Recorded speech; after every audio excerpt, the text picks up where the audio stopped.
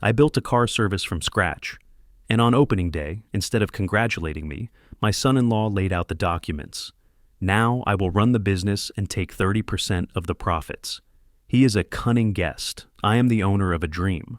But when I reached into my pocket and took out what made him freeze at first and then run away, everything changed. Before we continue, please subscribe to the channel and let us know where you are listening in the comments. Dad, Vance understands business better than you think. He deserves a management position at your new service center. Rachel's words hit me like a wrench to the gut. I set down the toy wrench Lucas had been playing with, my hands still smelling of motor oil from showing the kids my tools just minutes ago. The garage workshop demonstration had filled me with such pride, watching Emma's eyes light up when I explained how engines worked, seeing Lucas carefully organize the socket set like I'd taught him. Rachel, your husband couldn't tell a torque of wrench from a tire iron. I kept my voice steady, but something cold was creeping up my spine.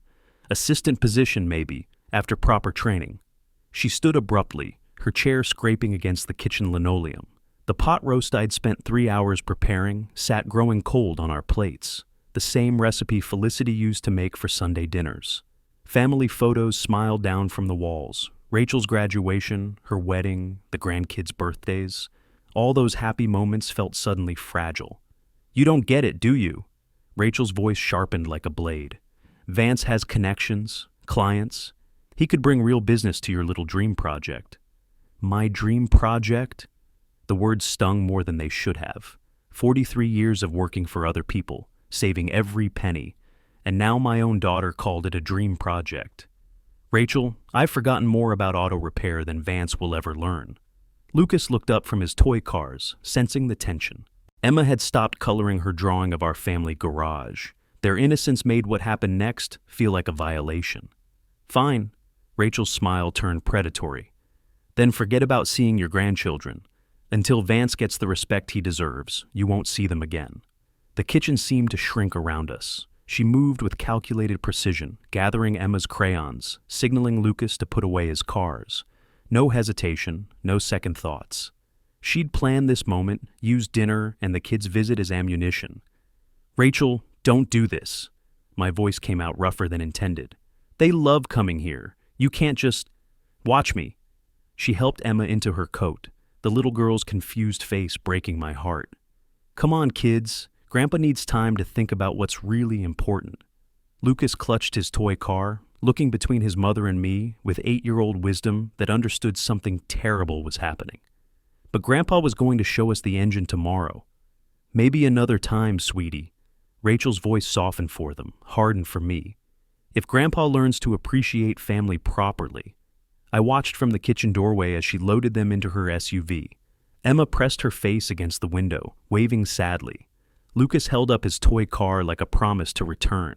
The engine started, headlights swept across my driveway, and then they were gone. The house settled into silence around me. Our unfinished dinner sat on the table like evidence of a crime. I picked up Emma's drawing, stick figures of all of us standing in front of my garage, Grandpa's shop, written in careful 8-year-old letters across the top. My phone buzzed, a text from Rachel. Your choice, Dad, family or pride, you have 24 hours to decide. I stared at the tool catalog still open on the counter, pages marked with sticky notes where I'd planned equipment purchases. 3 years of planning since Felicity died, something to give my life purpose again. Now it felt like choosing between my future and my heart. The coffee maker gurgled in the corner, automatic timer starting the morning brew cycle. Had we really been arguing for 4 hours? I looked at the kitchen clock, 11:47 p.m. Time had warped around Rachel's ultimatum like metal under heat. I walked to the living room window and pulled back the curtain. Her SUV was long gone, but I could still smell Emma's strawberry shampoo in the air, still hear Lucas asking about hydraulic lifts. 43 years of fixing other people's problems, and I couldn't fix the one that mattered most. The house creaked around me, empty as the abandoned garage. I left the dishes on the table and headed for the workshop, needing the familiar comfort of tools and honest work. At least engines made sense. At least machines didn't manipulate you with love. My phone rang at 6:47 a.m., cutting through the workshop silence where I'd spent the sleepless night, organizing toolboxes and avoiding the empty house.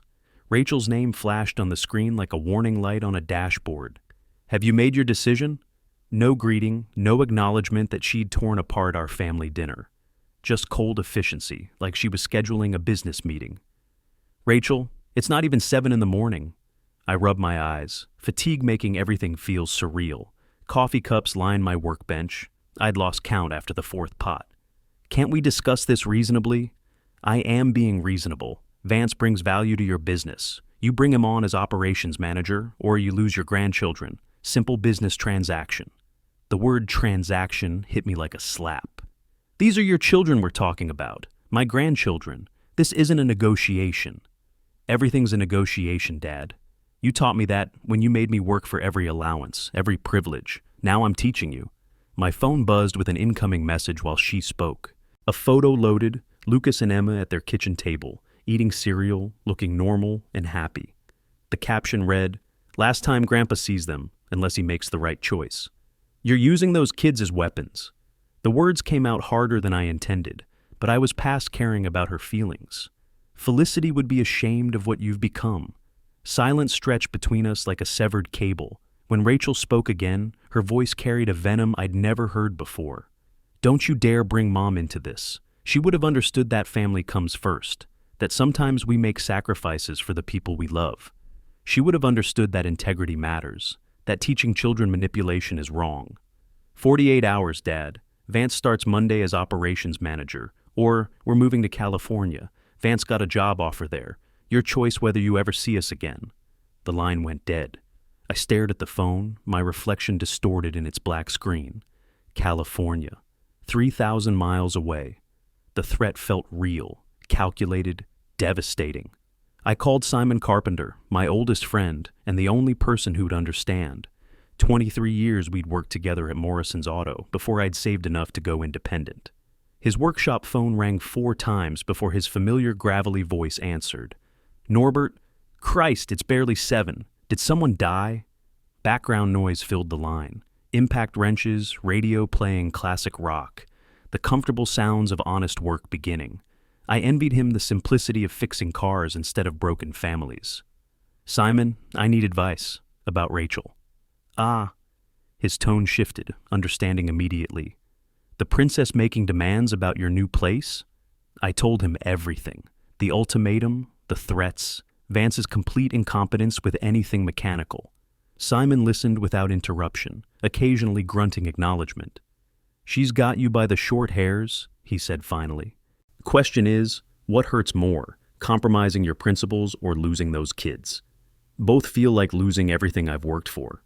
Maybe there's a middle ground. Give the boy a trial period. Set him up to fail on his own terms. Sometimes people need to learn lessons the hard way. You think I should cave? I think those grandkids need their grandfather more than your business needs perfect employees. But that's your call, old friend. After hanging up, I sat in my workshop chair, surrounded by the tools and equipment catalogs that represented 3 years of planning. Everything felt contaminated now, tainted by Rachel's manipulation. But the alternative, never seeing Lucas and Emma again, felt like losing Felicity all over again. I picked up the phone to call Rachel back, then set it down. Not yet.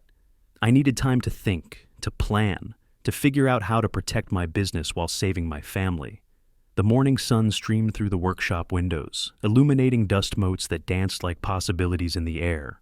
Somewhere in this mess was a solution that didn't require choosing between love and self-respect.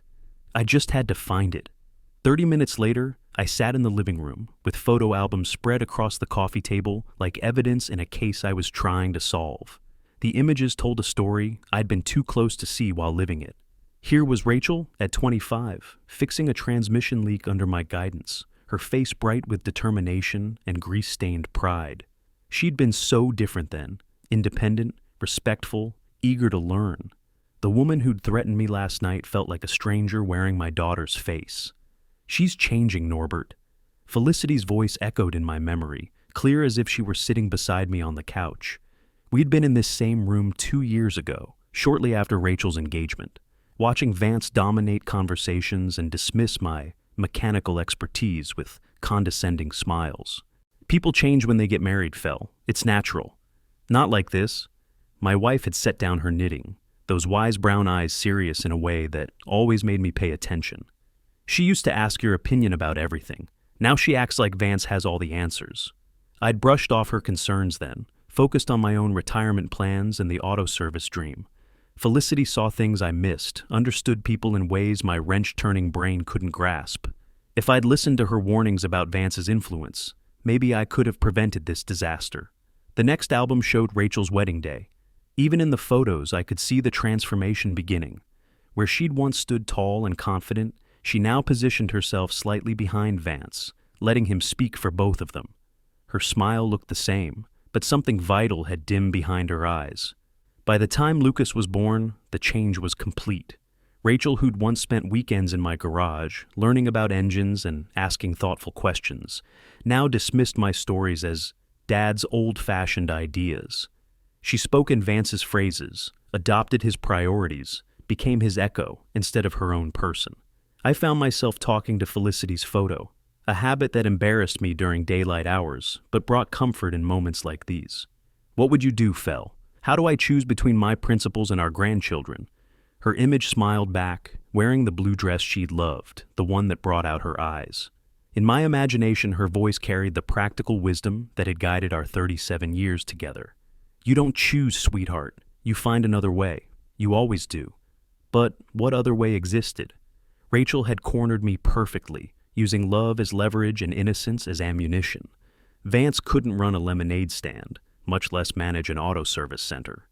Giving him real authority would destroy everything I'd worked toward. Yet losing Lucas and Emma felt like dying slowly, watching the best parts of my future disappear into California distance.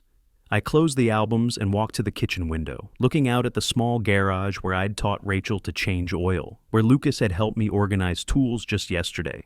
The building sat empty now, waiting for equipment and employees and customers who might never come if I made the wrong choice. My phone sat silent on the counter, Rachel's ultimatum ticking away like a time bomb. 46 hours remaining to decide between integrity and family, between the business I'd dreamed of building and the grandchildren who made that dream meaningful. Maybe Simon was right.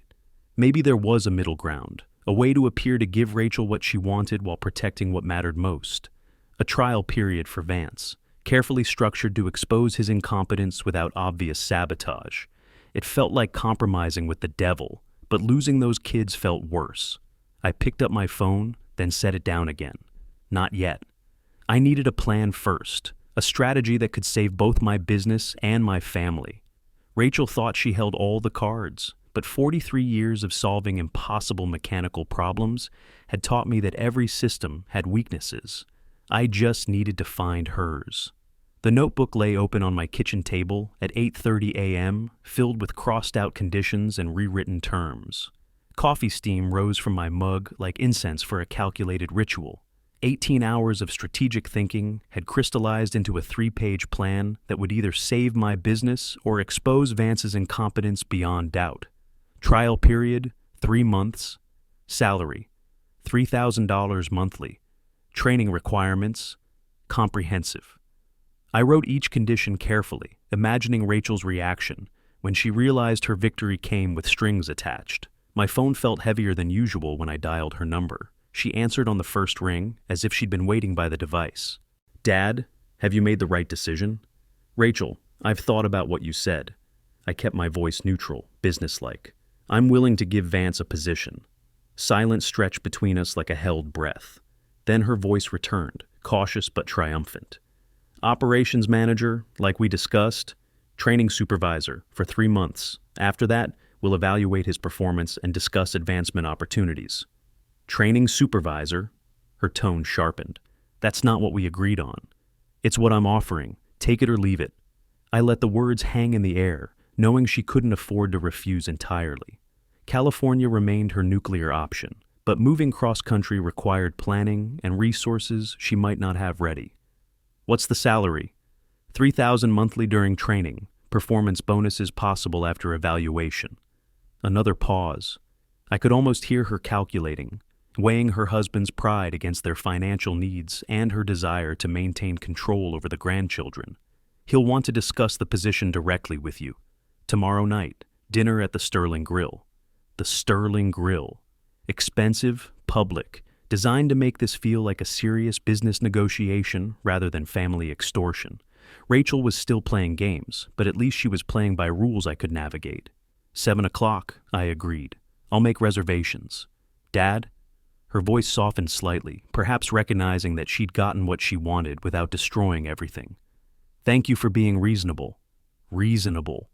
The word tasted bitter, but I swallowed it along with my pride.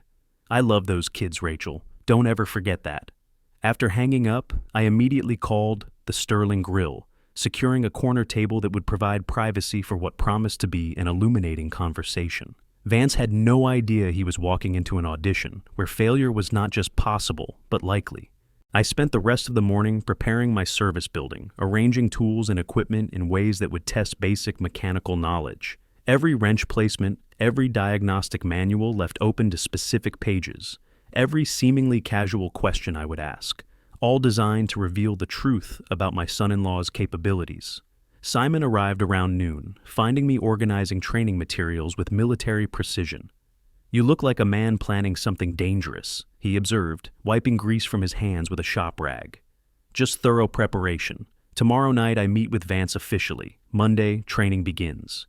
And if he fails spectacularly, then Rachel will see exactly what she's been defending. Sometimes people need to watch their heroes fall before they'll admit the truth. Simon nodded slowly, understanding the delicate balance I was attempting. Need backup Monday? Absolutely. Your presence will make this legitimate. Plus, you'll witness everything firsthand. We spent the afternoon reviewing basic competency tests, establishing a curriculum that would challenge any serious candidate while remaining fair to someone genuinely interested in learning. The irony wasn't lost on me. I was preparing to give Vance every opportunity to succeed, knowing his arrogance would likely ensure his failure. By evening, my strategy felt solid. Tomorrow's dinner would establish expectations and boundaries. Monday's training would begin the real education, not just for Vance, but for Rachel, who would finally see her husband without the protective filter of love and wishful thinking. I looked around my workshop, tools gleaming under fluorescent lights, everything ready for the test that would determine whether my family's future included honesty or remained built on manipulation and false premises. The phone rang, Rachel again. He's excited about tomorrow, she said without preamble. Vance has some ideas about modernizing your operation. Of course he did. I look forward to hearing them. After hanging up, I walked to the restaurant to confirm our reservation in person, choosing the exact table that would give me the best view of my son-in-law's character under pressure. The Sterling Grill hummed with quiet conversation and clinking silverware when I arrived 15 minutes early, claiming our reserved corner table with a clear view of the entrance. The maitre d' recognized me. Felicity and I had celebrated our anniversary here for years, and his respectful nod felt like a good omen for what promised to be a challenging evening. Vance arrived 23 minutes late, striding through the restaurant with the confident swagger of someone who believed punctuality was for subordinates. His handshake carried the aggressive pressure of insurance sales training, held 2 seconds longer than necessary, while he scanned the dining room like he was evaluating territory. Norbert, great choice of venue, very professional. He settled into his chair without apologizing for the delay, immediately signaling our server. Scotch neat, top shelf, whatever you recommend. I'd ordered water and waited. First test failed. He couldn't even pretend respect for basic courtesy. So, Rachel tells me you're ready to bring some fresh thinking to your operation. Vance leaned back, expansive and presumptuous. I have to say, it's about time. The auto industry is ripe for disruption. Disruption? I kept my voice level, genuinely curious about his perspective. How so? Customer relationship management, digital marketing, service packages that create recurring revenue streams instead of one-off repairs. He gestured enthusiastically, warming to his subject. You guys have been thinking too small. Fix this, replace that. I'm talking about building client loyalty through comprehensive maintenance contracts. The server arrived with Vance's scotch and took our dinner orders. He chose the most expensive steak without consulting the menu, requesting modifications that would delay preparation. I ordered simply, efficiently. Those are interesting ideas, I said carefully. What's your experience with automotive maintenance contracts? Same principles as insurance, different product. It's all about risk assessment and customer psychology. Vance took a large sip of scotch, his confidence growing with alcohol. Rachel showed me your current business plan. Very basic, very old school. My jaw tightened involuntarily. Rachel had shown him my private planning documents. Another boundary crossed, another trust violated. The training period will cover both traditional methods and modern business practices, I said, maintaining professional calm while noting his dismissive attitude toward proven techniques. 3 months seems excessive for someone with my background. I was thinking more like 3 weeks. Then we move into the strategic planning phase. The automotive service industry has specific requirements, licensing considerations, safety protocols. I watched his face carefully. Have you researched Illinois automotive service regulations? That's administrative stuff. I'll pick it up as we go. He waved dismissively. The real value I bring is customer acquisition and retention. You've been thinking like a mechanic instead of a businessman. Our meals arrived. Vance cut into his steak aggressively, talking between bites about market penetration strategies and competitive analysis. Everything he said revealed deeper ignorance wrapped in business school vocabulary. What interests you most about automotive repair? I asked directly. He paused mid-chew, perhaps recognizing the question as more than casual conversation. The profit margins, honestly. Service industry, steady demand, opportunity for expansion. Plus, Rachel says you're sitting on prime real estate for the location. Not the sound of engines, not problem-solving satisfaction, not pride in craftsmanship, just profit margins and real estate speculation. The salary during training is $3,000 monthly, I said quietly. Performance-based increases after evaluation. His fork stopped halfway to his mouth. $3,000? That's barely supervisor wages. I was expecting management compensation. Training wages for training position, prove your value, earn advancement. Norbert, I think there's been a misunderstanding about my role here. His voice carried a new edge, the friendly facade cracking. I'm not looking for entry-level opportunities. I have skills, connections, experience that could transform your business. Then, the training period should be easy for you. We finished dinner with polite tension crackling between us. Vance paid the check with obvious reluctance, muttering about expense accounts and business development costs. As we walked to the parking garage, he made one final attempt at establishing dominance. Look, I appreciate you wanting to do things properly, but let's be realistic about timelines here. I've got other opportunities to consider. Monday morning, 9 o'clock, we'll start with basic equipment familiarization. He shook my hand again. Same aggressive pressure, same calculated duration. See you Monday, partner. Partner. The word made my skin crawl. Monday morning arrived gray and cold, matching my mood as I unlocked the service building at 8:30 a.m. Simon was already there, arranging diagnostic equipment with the methodical care of someone who understood that proper tool organization could mean the difference between efficient repair and dangerous mistakes. Ready for the education to begin? He asked, not looking up from the oscilloscope he was calibrating. Ready to document everything anyway. I'd brought a legal pad and planned to take extensive notes about Vance's performance, creating a record that even Rachel couldn't dismiss as biased opinion. Vance arrived at 9:17 a.m., clearly annoyed about the early hour, but trying to maintain his confident demeanor. He wore khakis and a polo shirt, completely inappropriate for shop work, and carried a leather portfolio that screamed, "Management Consultant." "Morning, team," his voice echoed in the empty building with forced enthusiasm. "Ready to revolutionize some processes?" Simon shot me a look that could have stripped paint. First lesson, shop safety and basic equipment identification. I gestured toward the tool array we'd prepared. Every piece of equipment here has specific purposes and safety requirements. For the next hour, I walked Vance through fundamental diagnostic tools, multimeters, compression testers, scan tools, hydraulic jacks. Each explanation was met with interruptions about streamlining procedures and eliminating redundancy. He took notes furiously but asked no questions about actual functionality. "This seems like a lot of specialized equipment for basic repairs," he commented, examining a transmission pressure gauge with obvious confusion. "Couldn't we outsource some of these diagnostic functions to reduce overhead?" "You can't outsource knowledge," Simon said flatly. "Either you understand what's wrong with an engine, or you don't. But from a business efficiency standpoint," I interrupted, "misdiagnosis costs customers money and destroys reputation. Show me how you'd test this engine's compression." Vance stared at the compression tester like it was written in ancient hieroglyphics. After 30 seconds of silence, he attempted to connect it to the wrong port entirely, then tried to cover his mistake with a lecture about delegating technical tasks to qualified technicians. "I'm more of a big-picture strategist," he explained. "My strength is customer relations and business development." "Customer relations start with honest assessment," Simon observed. "Hard to build trust when you can't tell them what's actually wrong." We moved to engine identification. I'd prepared a simple test: 5 common engine types, clearly visible manufacturer markings, basic classification that any automotive professional should recognize instantly.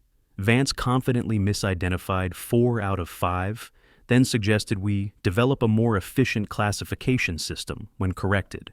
"These traditional distinctions seem unnecessarily complex," he argued. "Customers don't care about technical specifications. They care about cost and convenience." "Customers care about getting their cars fixed properly," I said, my patience beginning to fray. "You can't fix what you can't identify." By noon, Vance had demonstrated spectacular ignorance about everything from basic tool safety to elementary automotive principles. Worse, he seemed genuinely unaware of his incompetence, interpreting every correction as resistance to innovation rather than necessary education.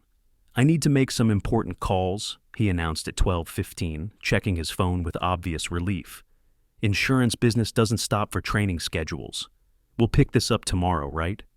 After he left, Simon and I stood in the sudden quiet, surrounded by tools that had revealed the complete absence of knowledge Vance would bring to any automotive business. "That," Simon said slowly, "was even worse than I expected." I looked at my legal pad, filled with documented failures and concerning attitudes. Evidence was accumulating faster than I'd hoped, but changing Rachel's mind would require more than mere incompetence. I needed Vance to fail so spectacularly that even love couldn't provide excuses. "Tomorrow we start customer interaction training," I told Simon.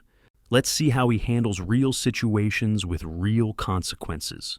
2 weeks had crawled by since Vance's last disastrous training session, time I'd spent finalizing permits, installing equipment, and avoiding phone calls from Rachel. The legal notebook sat open on my home office desk at 8:45 p.m., its pages filled with dated entries documenting Vance's systematic failures, missed appointments, incorrect diagnoses, customer service disasters that would have bankrupted any legitimate business. April the 2nd entry read like a court record. Subject arrived 45 minutes late, blamed traffic, misidentified brake problem as transmission issue, quoted customer $2,400 for unnecessary repair. When corrected, claimed upselling is standard business practice. Each page revealed the same pattern: arrogance masquerading as expertise, contempt for actual knowledge, dangerous willingness to mislead customers for profit. I flipped through weeks of documentation, highlighting the worst incidents in yellow marker, building a case that even Rachel's love couldn't dismiss. The business timeline taunted me from the wall calendar. 13 days until Green's Auto Care opened officially. 13 days to decide whether I'd let Vance's manipulation destroy everything I'd worked toward, or find another way to protect both my business and my relationship with the grandchildren. Memories surfaced like oil stains. Felicity's worried face 2 years ago when Vance had corrected my explanation of engine timing to Lucas. "He doesn't know what he's talking about," she'd whispered later, "but he acts like he invented the internal combustion engine." I'd dismissed her concerns then, chalked them up to protective instincts about my expertise. Now her words felt prophetic. Vance hadn't just failed training, he'd revealed a character flaw that made him dangerous to customers and toxic to any business relationship. The pattern extended beyond automotive knowledge. 3 Thanksgivings ago, he'd lectured me about modern business practices while carving turkey incorrectly. Last Christmas, he'd criticized my gift choices in front of the children, suggesting his insurance industry contacts could have gotten better deals on everything. Rachel's transformation made more sense now. Each correction, each dismissal of my experience, each casual insult delivered with a smile. Vance had been systematically undermining my credibility with my own daughter for years. The training period hadn't revealed sudden incompetence. It had exposed calculated disrespect that I'd been too blind to recognize. I closed the notebook and stared at the calendar showing April 15th circled in red. Opening day. The culmination of 43 years of dreams and 3 years of planning. Local business owners would attend, potential customers would evaluate our services, and my reputation would either launch successfully or crash spectacularly. The phone felt heavy in my hand as I reached for it, Simon's number already highlighted in my contacts. Some conversations required trusted allies, and tomorrow's decisions would affect more than just my pride. Simon, it's Norbert. We need to talk about opening day. I think I know what Vance is really planning. Sunlight streamed through the windows of Green's Auto Care at 12:30 p.m. on April 15th, illuminating the polished floors and gleaming equipment that represented decades of sacrifice and planning. Local business owners mingled near the coffee station, examining diagnostic tools with genuine interest while discussing potential partnerships. The converted warehouse hummed with optimistic conversation and the smell of fresh paint mixed with motor oil, exactly the atmosphere I dreamed of creating. "Congratulations, Norbert," called Maria Santos from Santos Parts Supply, raising her coffee cup in salute. "This place looks professional as any dealership service center. You should be proud." Pride swelled in my chest as I surveyed the organized workspace. Hydraulic lifts positioned for maximum efficiency, tool cabinets labeled and stocked, customer waiting area designed for comfort and transparency. Everything reflected 43 years of learning what worked and what didn't in automotive service. Then Rachel's SUV pulled into the parking lot, and my stomach tightened with familiar dread.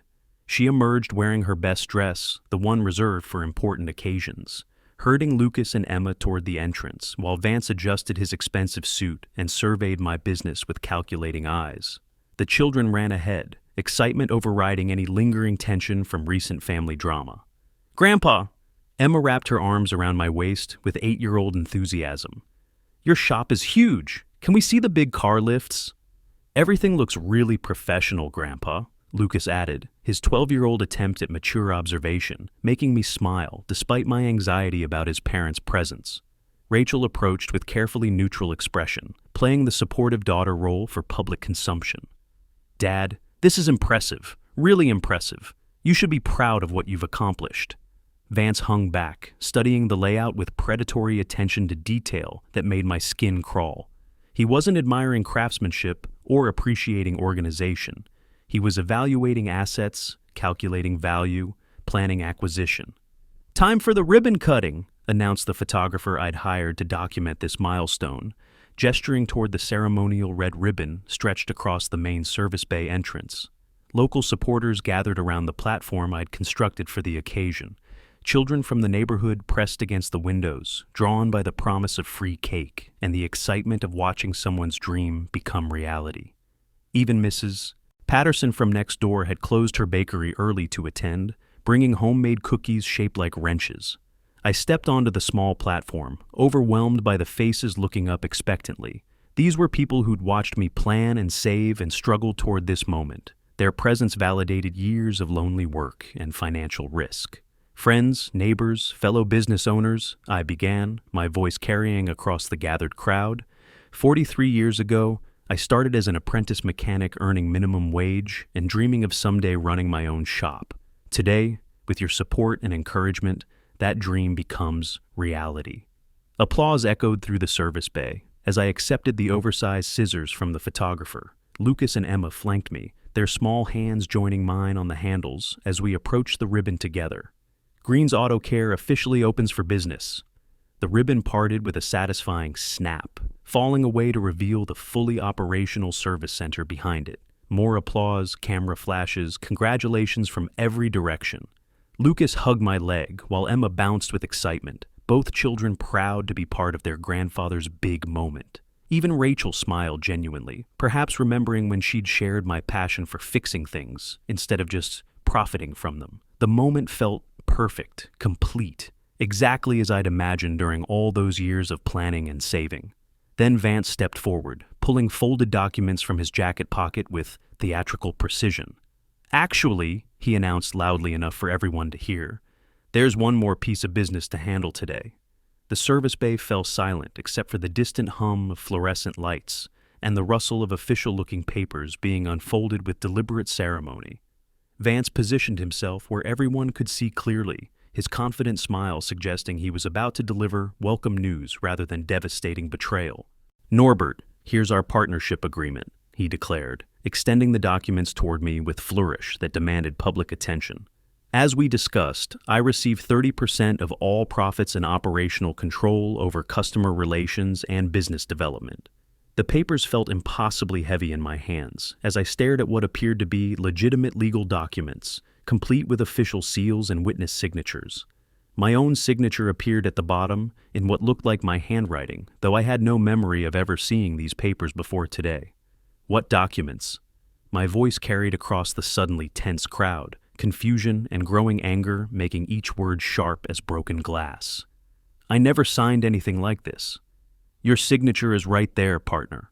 Vance's tone mixed patience with condescension, as if he were explaining something obvious to a confused child. "Everything's completely legal. Witnesses present, notarized, filed with appropriate authorities." Local business owners shifted uncomfortably, uncertain whether they were witnessing legitimate business partnership announcement or public fraud. Maria Santos moved closer, her expression concerned as she recognized the dramatic shift in atmosphere from celebration to confrontation. Rachel stepped forward, her supportive daughter mask slipping to reveal something harder underneath. "Dad, you promised Vance partnership when you offered him the position. Don't back out now just because you're having second thoughts." "I promised him a job, training position, not ownership of my business."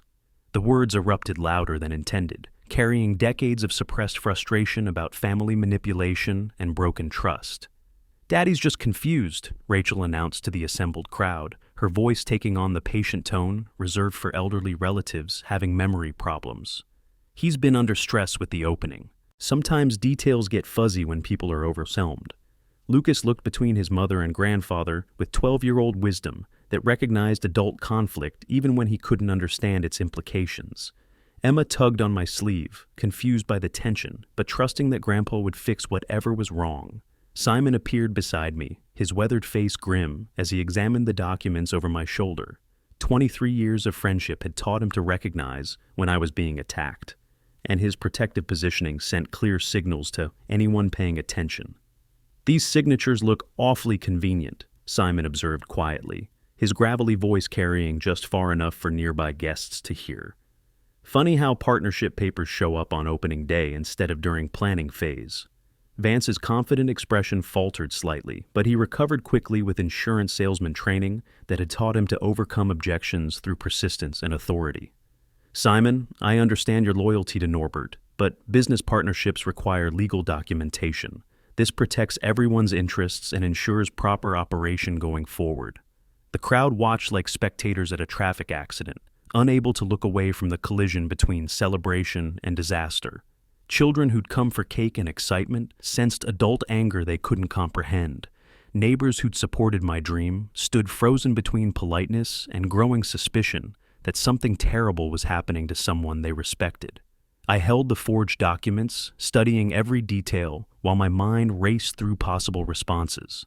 30% ownership, operational control. Control that would give Vance authority to make decisions about customer service, pricing, employee management, everything that determined whether Green's Auto Care succeeded or failed catastrophically. The ribbon cutting had been perfect. The celebration had been everything I'd imagined. Now my own family was attempting to steal my dream in front of everyone who'd supported it, using love and manipulation as weapons against principles I'd spent a lifetime building. Rachel moved closer to Vance, presenting united family front against her own father. "Dad, just accept the partnership gracefully. Vance brings skills you need. Modern business requires modern thinking." The documents trembled slightly in my hands as 43 years of work and 3 years of planning hung in the balance, while my daughter and son-in-law waited for my response to their calculated betrayal. 10 minutes of silence had passed since Vance's theatrical document presentation. The service bay thick with tension as guests whispered among themselves and children tugged at their parents' sleeves with confused questions. I folded the forged papers carefully, tucked them into my pocket, and walked deliberately toward the microphone I'd used for opening ceremonies. Friends and neighbors, I began, my voice carrying across the suddenly quiet crowd. I want to take a moment to discuss true values in both family and business. Values like honesty, integrity, and the importance of earning what we claim to deserve. Vance shifted uncomfortably near the platform, perhaps sensing that his confident victory was about to become something else entirely. Rachel stood beside him, her face showing the first cracks of uncertainty as she recognized a tone in my voice she'd rarely heard. Calm, controlled, absolutely certain. I reached into my jacket pocket and withdrew a small flash drive, holding it up where everyone could see clearly. This contains recordings made during Vance's training period here, conversations that reveal his true character and intentions regarding my business. You can't do this? Vance's voice cracked with panic. Those recordings are illegal, entrapment. Illinois is a one-party consent state for recording conversations, I replied evenly, connecting the flash drive to the sound system we'd used for music during the celebration. Perfectly legal when one participant knows about the recording. The first audio clip began with unmistakable clarity. Vance's voice discussing document forgery with someone over the phone, recorded during what he'd claimed was an important business call during training. Just forge the old man's signature, Rachel. He's too trusting to verify anything. By the time he figures it out, we'll have legal ownership established. 30% is just the beginning. Gasps echoed through the service bay as my guests, local business owners who valued honesty and hard work, heard the casual criminality in Vance's voice. Maria Santos covered her mouth in shock. Mrs. Patterson from the bakery shook her head with disgust. I played 3 more clips. Vance discussing plans to modernize my customer base by overcharging for unnecessary repairs, bragging about manipulating elderly clients in his insurance business, and laughing about my pathetic attempts to teach him automotive skills he had no intention of learning. These recordings span 2 weeks, I announced to the stunned audience. They document systematic planning to defraud both me and future customers of Green's Auto Care. Vance's face had gone pale, his confident swagger replaced by desperate calculation, as he realized the depth of evidence against him. Rachel stared at her husband with growing horror, perhaps finally seeing the man she'd defended so fiercely without the protective filter of love and wishful thinking. "This is entrapment," he repeated, his voice rising toward hysteria. "You set me up. You never intended to give me a real position." "I gave you every opportunity to prove yourself honestly," I replied calmly. "You chose deception instead. Now you have a choice. Leave immediately with whatever dignity remains, or wait for me to call the police about attempted fraud and forgery." Simon stepped forward, his phone already in hand. "I'll make that call right now, if you prefer, Vance." The service bay had become completely silent, except for the sound of Vance's panicked breathing and Emma's quiet question about why everyone looked so angry. Local supporters who'd come to celebrate my dream now watched justice being served in real time. "You can't prove those documents are forged." Vance's desperation made his voice shrill. "Actually, I can." I pulled out my legal notebook, the one filled with weeks of documented training failures. "Every page signed by both you and Simon as witnesses. Clear evidence that you never demonstrated competency for any management position. Plus, I never signed partnership agreements because you never earned partnership consideration."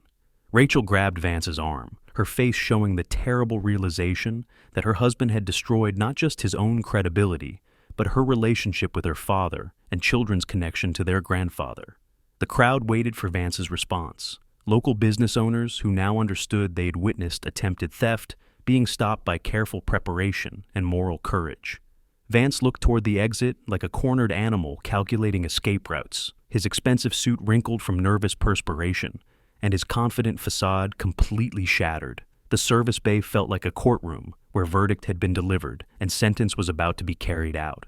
"Come on," Rachel hissed, tugging desperately at her husband's arm. "We need to leave before this gets worse." She began gathering Lucas and Emma with frantic urgency, her maternal instincts overriding everything else as she recognized the dangerous situation Vance had created for their family. The children resisted, confused about why they had to leave Grandpa's celebration so suddenly. "But we haven't had cake yet," Emma protested, her 8-year-old disappointment cutting through the adult tension with innocent clarity. "Not now, sweetheart," Rachel snapped, then immediately softened her tone. "We'll get ice cream on the way home. Say goodbye to Grandpa." Vance finally moved, abandoning any pretense of dignity as he headed for the door, with quick, jerky steps that screamed guilt to every person watching. His confident arrival 3 hours earlier felt like ancient history compared to this desperate retreat from consequences he'd never imagined facing. "Dad, you planned this whole thing," Rachel's accusation carried across the service bay as she struggled with 2 confused children and a diaper bag. "You never intended to give Vance a fair chance." "I gave him every chance to be honest," I replied calmly, my voice carrying just far enough for nearby guests to hear. "He chose fraud instead. I chose to protect my business and my customers." Simon positioned himself near the door, not blocking their exit, but making his presence known as moral support for my decisions. Other guests began moving closer, forming an unconscious barrier between my family's chaos and the celebration they'd come to attend. "This isn't over," Vance shouted from the parking lot, his voice carrying back through the open service bay doors. "You'll regret humiliating us like this." "Actually," I called back, "I think I'll sleep better tonight than I have in months." Maria Santos approached as the sound of car doors slamming echoed from outside. "Norbert, I'm sorry you had to deal with that family situation publicly, but you absolutely did the right thing. We all heard those recordings."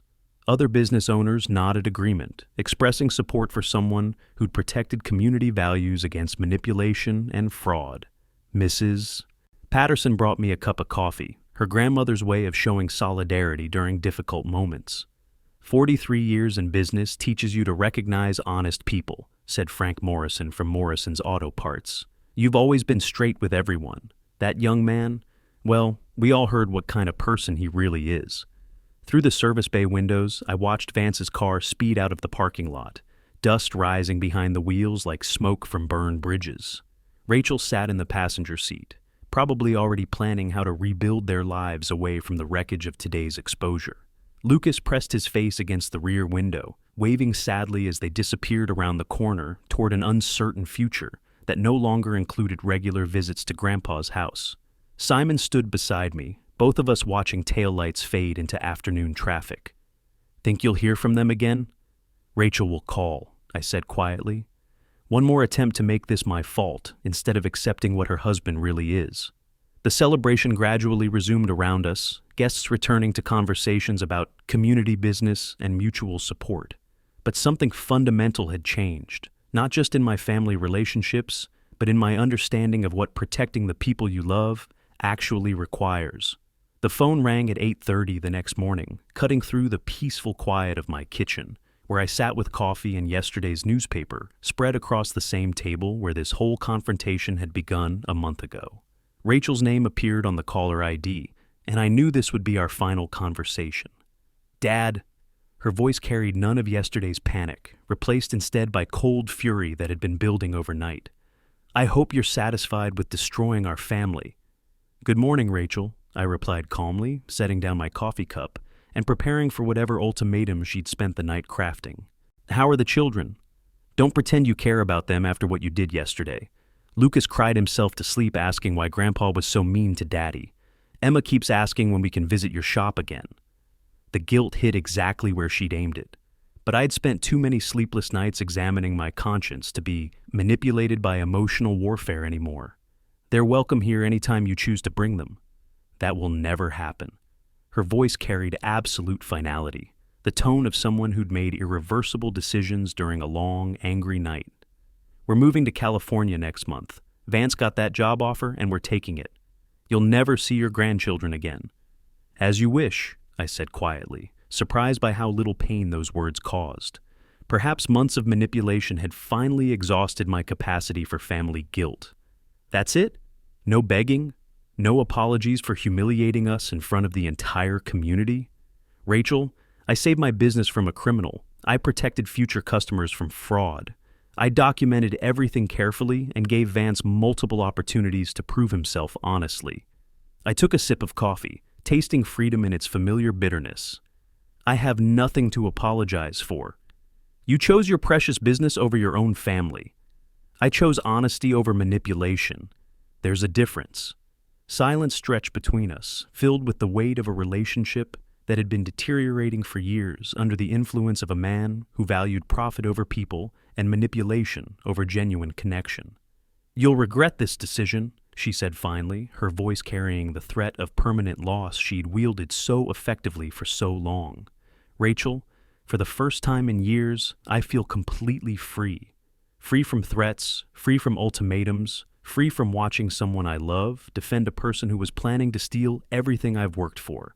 Don't call us, don't write, don't send birthday cards or Christmas presents. As far as we're concerned, you're already gone." The line went dead with mechanical finality. I set the phone down and looked around my kitchen, the same room where Rachel had delivered her original ultimatum about Vance's position, where I'd planned my strategic response, where I'd agonized over choosing between family and principles. Now it felt peaceful in a way it hadn't for months. No more walking on eggshells around Rachel's demands. No more watching Vance's condescending smirks when he corrected my old-fashioned ideas in front of the grandchildren. No more ultimatums disguised as family loyalty. I called Simon, who answered on the second ring with characteristic gruffness. "How'd the final conversation go?" "Exactly as expected. They're moving to California. I'm officially cut off from the grandchildren forever." "Sorry to hear that, old friend. You okay?" "Better than okay," I realized with surprise. "Want to come by the shop today? We've got real customers starting Monday, and I could use help organizing the schedule." "Be there in an hour. Bring donuts?" "Bring donuts." After hanging up, I walked to the window and looked out at the spring morning, thinking about Lucas and Emma growing up 3,000 miles away without their grandfather's influence. It hurt, but not the way I'd expected. Sometimes protecting the people you love means accepting that they'll choose to hate you for it. At least they'd grow up knowing that somewhere in the world, their grandfather had been someone who stood up to bullies instead of accommodating them, even when the bullies wore familiar faces and threatened the things that mattered most. That felt like enough legacy for one lifetime. If you like this story, please like this video, subscribe to the channel, and share your impressions of this story in the comments. To listen to the next story, click on the box on the left. Thank you for watching.